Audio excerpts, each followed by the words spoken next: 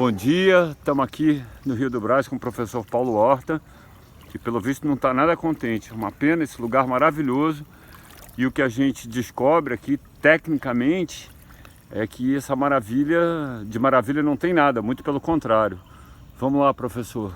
Então, como a gente pode ver, uma preocupação muito grande é que um rio, tem algas, macrófitas, essas plantinhas, ou seja, ele funciona como um pulmão.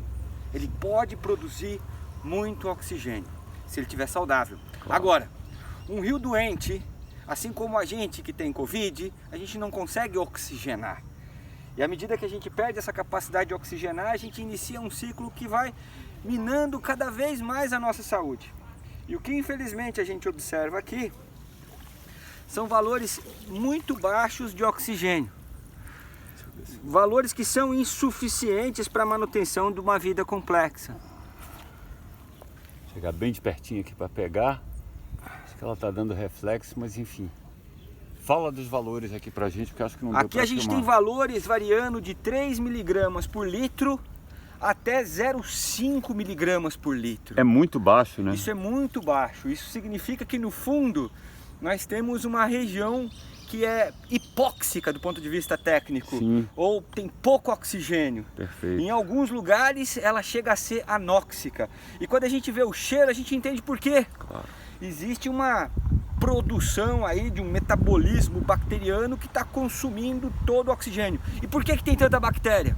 Porque tem matéria orgânica em excesso. Perfeito. Da onde vem toda essa matéria orgânica? Do processo de eutrofização derivado da falta de saneamento básico adequado. Perfeito. Então as soluções existem, né? Então acho que o diagnóstico para o caso, infelizmente, ele é simples. Agora, precisa ter vontade política para resolver. Sim.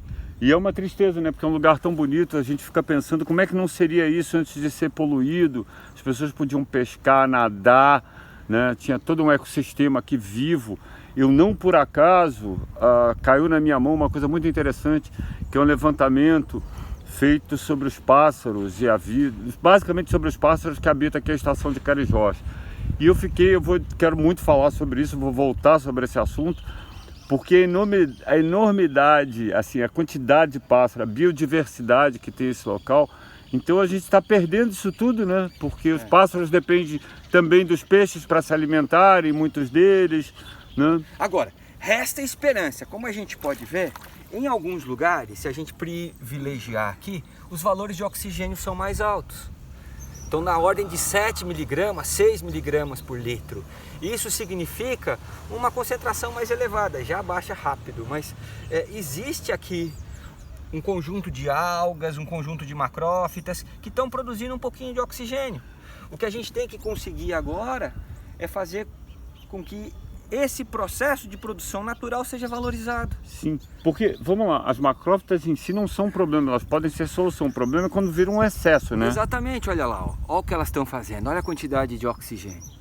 Ah, que legal. Não é? Ou seja, existe sim uma produção primária importante, agora a gente tem que valorizar esse processo de produção. Sim. E não deixar que ele vire, porque eu já vi esse rio coberto de macrófitas, né? E aí tem alguma coisa errada, né? A gente tem que exatamente buscar esse equilíbrio, correto? Isso, deixar que as macrófitas efetivamente façam o trabalho que elas estão fazendo. Claro. Só que elas têm muita dificuldade, porque como não tem um manejo adequado, sim, ou a gente arranca tudo, ou fica o excesso. O excesso, na verdade, prejudica?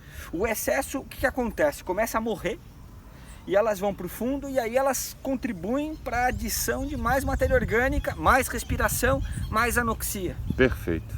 Esse infelizmente é um cenário que a gente não deve se orgulhar, mas também não podemos esmorecer. Muito pelo contrário. Uhul, vamos lá. Vamos nós. Valeu.